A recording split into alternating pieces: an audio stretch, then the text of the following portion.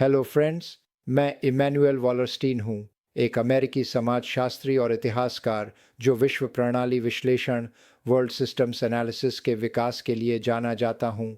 यह आधुनिक दुनिया को समझने का एक तरीका है जो केवल राष्ट्रों की सीमाओं पर आधारित नहीं है, बल्कि वैश्विक पूंजीवाद की परस्पर निर्भर प्रणाली के माध्यम से इसे देखता है। मैंने अपना जीवन यह प्रश्न पूछते हुए बिताया है, असमानता क्यों सदियों और देशों के पार बनी रहती है? क्यों कुछ क्षेत्र समृद्ध होते हैं जबकि अन्य गरीब बने रहते हैं? मेरा उत्तर हमेशा यही रहा है कि हमें दुनिया को एक एकल प्रणाली के रूप में देखना होगा जो महाद्वीपों तक फैली हुई संपत्ति, शक्ति और श्रम के प्रवाह से आकार लेती है। यदि आपने कभी सोचा है कि दुनिया के एक हिस्से में गरीबी क्यों दूसरे हिस्से की समृद्धि से जुड़ी है, या क्यों पूंजीवाद विकास का इंजन होते हुए भी गहरे संकट का कारण लगता है, तो आप पहले ही मेरी दुनिया में प्रवेश कर चुके हैं। सोशियो एक्सप्लोरेशन में आपका स्वागत है। आइए उन पैटर्न्स को खोजें जो साम्राज्यों, अर्थव्यवस्थाओं और रोज़मर्रा की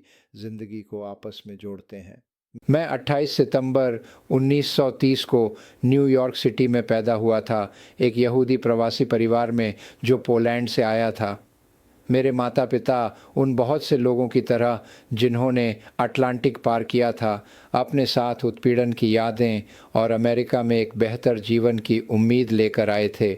न्यूयॉर्क में महामंदी, ग्रेट डिप्रेशन के दौरान बड़ा होना यह बताता था कि गरीबी, असमानता और जीवित रहने के सवाल मेरे लिए कभी भी अमूर्त नहीं थे।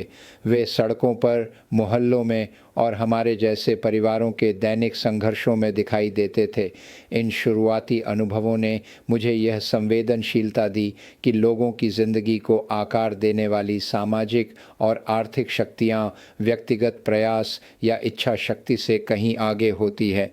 द्वितीय विश्व युद्ध के बाद जब मैं युवावस्था में प्रवेश कर रहा था, तब मेरे चारों ओर की दुनिया नाटकीय रूप से बदल रही थी।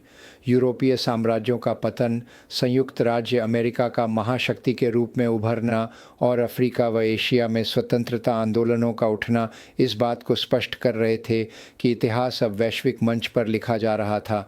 मेरे लिए यह केवल राजनीति नहीं थी, यह मानव गरिमा, प्रतिरोध और स्वतंत्रता की लंबी लड़ाई की कहानी थी। मेरे जीवन के ये प्रारंभिक वर्ष मुझे इस विश्वास तक ले आए कि समाज को समझने के लिए केवल राष्ट्र राज्य को देखना पर्याप्त नहीं है, हमें पूरे विश्व प्रणाली की आपस में जुड़ाव को समझना होगा।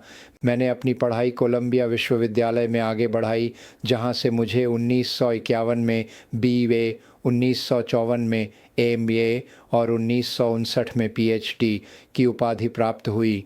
यद्यपि कोलंबिया ने मुझे समाजशास्त्र का कठोर प्रशिक्षण दिया, लेकिन जिसने मेरी बौद्धिक यात्रा को वास्तव में आकार दिया वह कक्षा के बाहर उभरती हुई दुनिया थी। 1950 का दशक भारी राजनीतिक परिवर्तनों का समय था। औपनिवेशिक साम्राज्य बिखर रहे थे और अफ्रीका तथा एशिया में नए राष्ट्र जन्म ले रहे थे। मेरे शोध ने मुझे उपनिवेशोत्तर अफ्रीका के अध्ययन की ओर गहराई से खींचा, जहां स्वतंत्रता संघर्ष, बदलते गठबंधन और राष्ट्र निर्माण के प्रयोग स्वतंत्रता की आशाओं और विरोधाभासों दोनों को उजागर कर रहे थे। इन अनुभवों ने मेरे इतिहास और समाज के दृष्टिकोण को मौलिक रूप से बदल दिया। मुझे स्पष्ट हो गया कि किसी भी देश को अलगाव में समझा नहीं जा सकता। उसकी राजनीति और अर्थव्यवस्था पूंजी, श्रम और शक्ति के वैश्विक प्रवाह से जुड़ी होती है।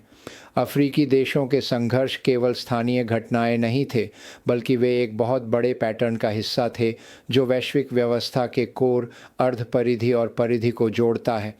यही एहसास आगे चलकर उस दृष्टिकोण की नींव बना जिसे मैंने बाद में विश्व प्रणाली विश्लेषण वर्ल्ड सिस्टम्स एनालिसिस कहा, एक ऐसा परिप्रेक्ष्य जो संकीर्ण राष्ट्रीय इतिहासों को हटाकर वास्तव में वैश्विक समाजशास्त्र प्रस्तुत करता है। 1960 का दशक मेरी बौद्धिक यात्रा में एक निर्णायक मोड़ था। यह वह समय था जब पुराना विश्व व्यवस्था स्पष्ट रूप से बिखर रही थी, यूरोपीय औपनिवेशिक साम्राज्य ढह रहे थे और अफ्रीका, एशिया तथा लैटिन अमेरिका के नव स्वतंत्र राष्ट्र वैश्विक मंच पर अपनी पहचान स्थापित कर रहे थे। उसी समय तथाकथित अमेरिकी प्रभुत्व का स्वर्ण युग भी दरकने लगा था। आर्थिक प्रतिस्पर्धा, सामाजिक अशांति और वियतनाम युद्ध ने अमेरिकी वर्चस्व की नाजुकता को उजागर कर दिया। मेरे लिए ये घटनाएं अलग थलग नहीं थीं, बल्कि वैश्विक शक्ति संरचना में गहरे परिवर्तन के संकेतक थीं। इसी संदर्भ में मैंने यह महसूस किया कि समाजशास्त्र को एक नए विश्लेषणात्मक ढांचे की आवश्यकता है, ऐसा दृष्टिकोण जो इतिहास, अर्थशास्त्र और राजनीति के अध्ययन को एक ही लेंस से जोड़ सके। केवल राष्ट्र राज्य विश्लेषण की इकाई के रूप में बहुत संकीर्ण था। वास्तविक गतिशीलताएं सीमाओं के पार घट रही थीं, जिसे मैंने आधुनिक विश्व प्रणाली, मॉडर्न वर्ल्ड सिस्टम कहना शुरू किया। उपनिवेश मुक्ति, शीत युद्ध के संघर्षों और वैश्विक असमानताओं के अवलोकन से जन्मा यह दृष्टिकोण ही आगे चलकर मेरे जीवन परियोजना का आधार बना। विश्व प्रणाली विश्लेषण, वर्ल्ड सिस्टम्स एनालिसिस, दुनिया को एकल, आपस में जुड़ी हुई प्रणाली के रूप में देखने का तरीका, जिसे पूंजीवाद, आश्रयता, डिपेंडेंसी और ऐतिहासिक चक्र आकार देते हैं। मैंने 1964 में बीट्रिस फ्रीडमैन से विवाह किया और हम दोनों ने मिलकर अकादमिक जीवन की चुनौतियों और वैश्विक यात्राओं के बीच एक परिवार का पालन पोषण किया। मेरा निजी जीवन संगीत, संस्कृति और राजनीतिक सक्रियता से समृद्ध था। मैं मानता था कि बौद्धिक कार्य कभी भी जीवन से कटकर नहीं हो सकता। घर हमेशा वह स्थान रहा जहाँ विचार और रोज़मर्रा की वास्तविकता एक दूसरे से मिलते थे। भोजन की मेज़ पर होने वाली चर्चाएं अक्सर उन्हीं विषयों का प्रतिबिंब होती थीं जिनका मैं अध्ययन करता था: असमानता, न्याय और एकजुटता का अर्थ। मेरा परिवार मुझे ज़मीन से जोड़े रखता था, यह याद दिलाते हुए कि विश्व प्रणाली केवल दूरस्थ संरचनाओं के बारे में नहीं है, बल्कि उन आत्मीय नेटवर्क्स के बारे में भी है, देखभाल, समझौते और संवाद के रिश्ते जो मानव जीवन को थामे रखते हैं।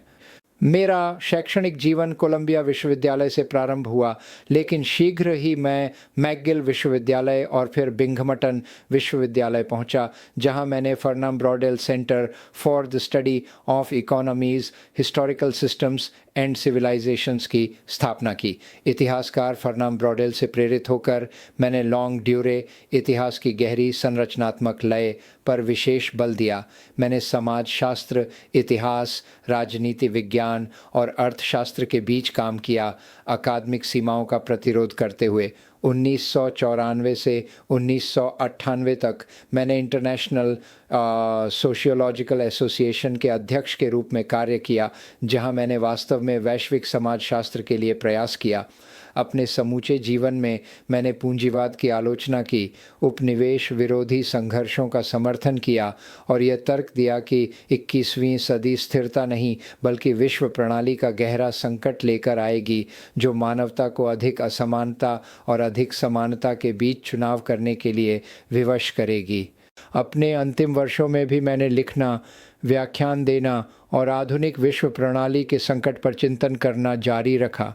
80 के उत्तरार्ध में भी मैं बौद्धिक रूप से सक्रिय रहा, पूंजीवाद के भविष्य और मानवता के सामने खड़े अनिश्चित रास्तों पर निबंध प्रकाशित करता रहा और साक्षात्कार देता रहा। 31 अगस्त 2019 को 88 वर्ष की आयु में मैंने कनेक्टिकट के ब्रैनफोर्ड स्थित अपने घर में अंतिम सांस ली। मेरा जाना जीवन भर की खोज यात्रा का अंत था, लेकिन उन संवादों का अंत नहीं जिन्हें शुरू करने में मेरा योगदान रहा। मेरा अंतिम संस्कार न्यू हेवन, कनेक्टिकट में हुआ, वह स्थान जो मेरी शैक्षणिक और बौद्धिक यात्रा से गहराई से जुड़ा रहा। मेरी बौद्धिक यात्रा एक सरल विश्वास से निर्देशित थी। वर्तमान को समझने के लिए हमें राष्ट्रों की सीमाओं और दैनिक सुर्खियों से परे देखना होगा। पूंजीवाद, साम्राज्य और असमानता की संरचनाएं सदियों में विकसित होती हैं, जो दूरस्थ क्षेत्रों को जोड़कर एक आपस में जुड़े हुए तंत्र का निर्माण करती है। इसी विश्वास से उन विचारों का उदय हुआ जिन्हें आगे चलकर विश्व प्रणाली विश्लेषण वर्ल्ड सिस्टम्स एनालिसिस के रूप में जाना गया। एक ऐसा ढांचा जो वैश्विक इतिहास, अर्थशास्त्र और समाज का अध्ययन एक समग्र इकाई के रूप में करता है। सिद्धांत 1, विश्व प्रणाली सिद्धांत, वर्ल्ड सिस्टम्स थ्योरी। मैंने यह तर्क दिया कि 16वीं शताब्दी से ही दुनिया एक पूंजीवादी विश्व अर्थव्यवस्था, कैपिटलिस्ट वर्ल्ड इकोनॉमी के रूप में संरचित रही है। एक ऐसी व्यवस्था जिसमें कोई भी देश वास्तव में अकेला नहीं खड़ा है। इसके बजाय सभी राज्य आर्थिक और राजनीतिक संबंधों के ऐसे नेटवर्क में जुड़े हुए हैं जो श्रम के वैश्विक विभाजन के इर्द गिर्द संगठित हैं। कुछ क्षेत्र उन्नत उद्योगों को नियंत्रित कर संपत्ति और शक्ति अर्जित करते हैं, जबकि अन्य क्षेत्रों को कच्चा माल या सस्ता श्रम उपलब्ध कराने तक सीमित कर दिया जाता है। यह असमान संरचना आकस्मिक नहीं बल्कि तंत्रगत सिस्टमिक है। संपत्ति लगातार परिधि पेरिफेरी से केंद्र कोर की ओर प्रवाहित होती है, जिसे मैंने असमान विनिमय अनइक्वल एक्सचेंज कहा। दूसरे शब्दों में, एक क्षेत्र की समृद्धि अक्सर सीधे तौर पर दूसरे क्षेत्र की निर्धनता से जुड़ी होती है। इस संरचनात्मक परस्पर निर्भरता को उजागर करके मैंने उस भ्रांति को चुनौती दी कि गरीबी और अविकास केवल स्थानीय समस्याएं हैं। सिद्धांत 2, केंद्र परिधि मॉडल, कोर पेरिफेरी मॉडल। वैश्विक श्रम विभाजन को समझाने के लिए मैंने कोर परिधि मॉडल प्रस्तुत किया। केंद्र कोर, इसमें समृद्ध औद्योगिकृत राष्ट्र आते हैं जिनके पास शक्तिशाली सरकारें, तकनीकी बढ़त और पूंजी संचय की क्षमता होती है। परिधि पेरिफेरी, इसके विपरीत, परिधि कच्चा माल, कृषि उत्पाद और सस्ता श्रम उपलब्ध कराती है, अक्सर शोषण, आश्रयता, डिपेंडेंसी या औपनिवेशिक दोहन की प्रणालियों के माध्यम से। अर्ध परिधि सेमी पेरिफेरी, यह दोनों के बीच की स्थिति है। इनमें दोनों के गुण पाए जाते हैं, कभी ये शोषण करते हैं और कभी शोषित होते हैं। इनकी भूमिका प्रणाली को संतुलित बनाए रखने की होती है ताकि यह केवल दो ध्रुवों, कोर और परिधि में न टूट जाए। इन तीनों स्थितियों का अध्ययन करके मैंने वैश्विक व्यवस्था का एक मानचित्र प्रस्तुत किया जिसने यह समझाया कि असमानता क्यों बनी रहती है। यह किसी असफलता का परिणाम नहीं है बल्कि पूंजीवादी प्रणाली की मौलिक तर्क प्रणाली, लॉजिक का हिस्सा है। सिद्धांत 3, ऐतिहासिक पूंजीवाद, हिस्टोरिकल कैपिटलिज्म। मैंने हमेशा यह स्पष्ट किया कि पूंजीवाद शाश्वत नहीं है। यह एक ऐतिहासिक प्रणाली है जिसका जन्म 16वीं शताब्दी में यूरोप में हुआ और जो उपनिवेशवाद, विजय और व्यापार के माध्यम से पूरी दुनिया में फैल गया। शास्त्रीय अर्थशास्त्रियों ने पूंजीवाद को स्वाभाविक और तर्क संगत व्यवस्था के रूप में प्रस्तुत किया, लेकिन मैंने दिखाया कि इसकी नींव हिंसा, दास प्रथा और साम्राज्यवादी प्रभुत्व में गहराई से जमी हुई है। पूंजीवाद कभी भी निष्पक्षता या दक्षता से नहीं टिका बल्कि बूम, संकट और पुनर्गठन के चक्रों से संचालित हुआ। प्रत्येक संकट ने अनुकूलन, अडैप्टेशन को जन्म दिया, कभी नई तकनीकों के माध्यम से, कभी श्रम नियंत्रण के नए रूपों से और कभी संचय के नए केंद्रों के उदय से। पूंजीवाद को इतिहास में रखकर देखने से मैंने उसकी दोहरी प्रकृति उजागर की, एक ओर उसकी दृढ़ता, रेजिलियंस, और दूसरी ओर उसकी सीमाएं, लिमिट्स, जिनके परे वह हमेशा टिक नहीं सकता। सिद्धांत 4, लॉन्ग ड्यूरे इतिहासकार फर्नाम ब्रॉडेल से प्रेरणा लेते हुए मैंने लॉन्ग ड्यूरे अर्थात सामाजिक जीवन की दीर्घकालिक संरचनाओं के अध्ययन के महत्व पर बल दिया। अल्पकालिक घटनाएं जैसे युद्ध या चुनाव महत्वपूर्ण होती हैं, लेकिन उन्हें गहराई से समझना संभव नहीं है जब तक हम इतिहास की गहरी लय पर ध्यान न दें। इस दृष्टिकोण ने मुझे पूंजीवाद, साम्राज्य और सामाजिक आंदोलनों के शताब्दियों लंबे पैटर्न को पहचानने में मदद की। उदाहरण के लिए, शासक और सरकारें बदल सकती हैं, लेकिन कोर और परिधि की संरचनात्मक भूमिका सदियों से बनी रही है। केवल तत्काल से परे जाकर ही हम उन अंतर्निहित गतिशीलताओं को देख सकते हैं जो निरंतरता और परिवर्तन दोनों को संचालित करती हैं। सिद्धांत 5 विश्व प्रणाली का संकट crisis of the world system. अपने अंतिम वर्षों में मैंने यह तर्क दिया कि पूंजीवादी विश्व अर्थव्यवस्था एक संरचनात्मक संकट में प्रवेश कर चुकी है। ऐसा मोड़ जहां इसकी अंतर्विरोधी प्रकृति अब केवल सामान्य समायोजन रूटीन एडजस्टमेंट्स से नियंत्रित नहीं की जा सकती। इसके संकेत हर जगह स्पष्ट थे। पर्यावरणीय विनाश, बढ़ती असमानता, अमेरिकी प्रभुत्व का क्षय और बढ़ती भू राजनीतिक अस्थिरता। मैंने जोर दिया कि यह संकट इस बात का संकेत है कि वर्तमान स्वरूप में यह प्रणाली जीवित नहीं रह सकती, लेकिन पूंजीवाद का अंत किसी बेहतर व्यवस्था की गारंटी नहीं है। दुनिया या तो अधिक लोकतंत्र और समानता की ओर बढ़ सकती है या फिर नए प्रकार की पदानुक्रम और उत्पीड़न की ओर। परिणाम स्वचालित नहीं होगा। यह पूरी तरह निर्भर करेगा कि इस संक्रमण काल में मानवता सामूहिक रूप से कौन से विकल्प चुनती है। अपने पूरे करियर में मैंने ऐसी किताबें लिखीं जिन्होंने ऐतिहासिक गहराई को वैश्विक परिप्रेक्ष्य से जोड़ा और पाठकों को राष्ट्रीय सीमाओं से परे देखने की चुनौती दी। मेरी प्रत्येक रचना केवल एक अकादमिक अध्ययन नहीं थी, बल्कि मानवता के असमानता, शक्ति और परिवर्तन की संभावनाओं से जुड़े संघर्षों पर एक चिंतन भी थी। मिलकर ये पुस्तकें मेरी बौद्धिक यात्रा की दिशा को रेखांकित करती हैं, अफ्रीका की स्वतंत्रता से लेकर वैश्विक पूंजीवाद के संकट तक। When Africa the politics of independence 1961 मेरी पहली बड़ी पुस्तक उपनिवेश मुक्ति के दौर में अफ्रीका पर किए गए शोध से निकली। इसमें मैंने यह विश्लेषण किया कि नव स्वतंत्र राष्ट्र किस प्रकार राष्ट्रवाद, आर्थिक आश्रयता और वैश्विक राजनीति के दबावों के बीच संतुलन साधते रहे। मेरा मानना था कि अफ्रीकी मुक्ति को अलग थलग समझना संभव नहीं है। यह औपनिवेशिक संरचनाओं और वैश्विक अर्थव्यवस्था से गहराई से जुड़ा हुआ था। द मॉडर्न वर्ल्ड सिस्टम, खंड IIV 1974-2011। यह 4 खंडीय श्रृंखला मेरी मैग्नम ओपस बनी। इसमें मैंने 16वीं शताब्दी से पूंजीवादी विश्व अर्थव्यवस्था के उदय और विकास का अनुसरण किया। मैंने विस्तार से बताया कि यूरोपीय विस्तारवाद, उपनिवेशवाद और लंबी दूरी के व्यापार ने कैसे एक वैश्विक प्रणाली को जन्म दिया जो कोर, अर्धपरिधि और परिधि में संगठित थी।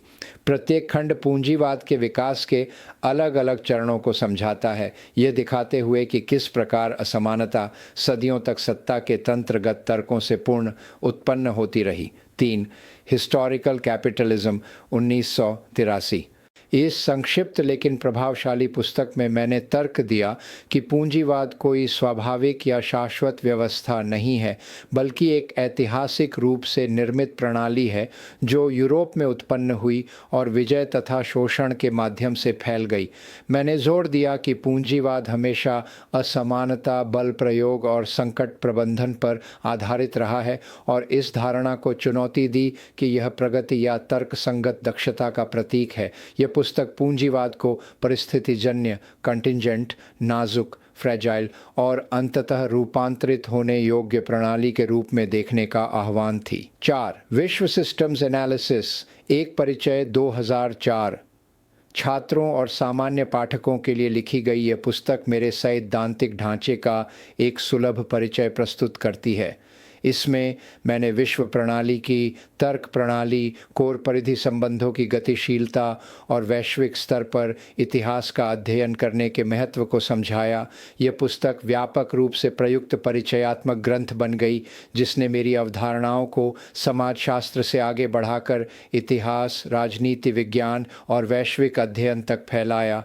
5वीं चिंतनशील कृति या ऐतिहासिक विकल्पों की या 21वीं सदी 1998। इस चिंतनशील कृति में मैंने विश्व प्रणाली के भविष्य पर ध्यान केंद्रित किया। मैंने तर्क दिया कि पूंजीवाद एक संरचनात्मक संकट में प्रवेश कर चुका है और 21वीं सदी एक निर्णायक संक्रमण लेकर आएगी। इस पुस्तक ने कोई एक निश्चित भविष्यवाणी नहीं की, इसके बजाय इसने इस बात पर बल दिया कि कई संभावित भविष्य संभव हैं, कुछ अधिक लोकतांत्रिक और समानता मूलक तो कुछ अधिक दमनकारी और असमान। मैंने इस अध्ययन को यूटोपिस्टिक्स कहा, यानी वास्तविक ऐतिहासिक विकल्पों का गंभीर परीक्षण। 2019 में मेरे निधन के बाद भी मेरे विचार पूरी दुनिया में गूंजते रहते हैं। विश्व प्रणाली विश्लेषण वैश्वीकरण, असमानता, साम्राज्य और विकास के अध्ययन के लिए सबसे प्रभावशाली ढांचों में से एक बना हुआ है। मेरे सिद्धांत समाजशास्त्र से कहीं आगे बढ़ चुके हैं। इतिहास, अर्थशास्त्र, राजनीति विज्ञान, अंतर्राष्ट्रीय संबंधों और सांस्कृतिक अध्ययन तक, और यह दृष्टिकोण प्रदान करते हैं कि स्थानीय वास्तविकताएं हमेशा वैश्विक संरचनाओं से जुड़ी होती हैं। यदि ये विचार आपसे संवाद करते हैं तो इन्हें यहीं समाप्त न होने दें। सोशियो एक्सप्लोरेशन को सब्सक्राइब करें, अपडेट्स पाने के लिए बेल आइकन दबाएं और इस यात्रा को उन लोगों के साथ साझा करें जो दुनिया को टुकड़ों में नहीं बल्कि एक आपस में जुड़े हुए तंत्र के रूप में देखना चाहते हैं। आइए मिलकर इतिहास की लयों और उन भविष्यों का अन्वेषण जारी रखें जिन्हें हम मिलकर बना सकते हैं। धन्यवाद और आपको एक शानदार दिन।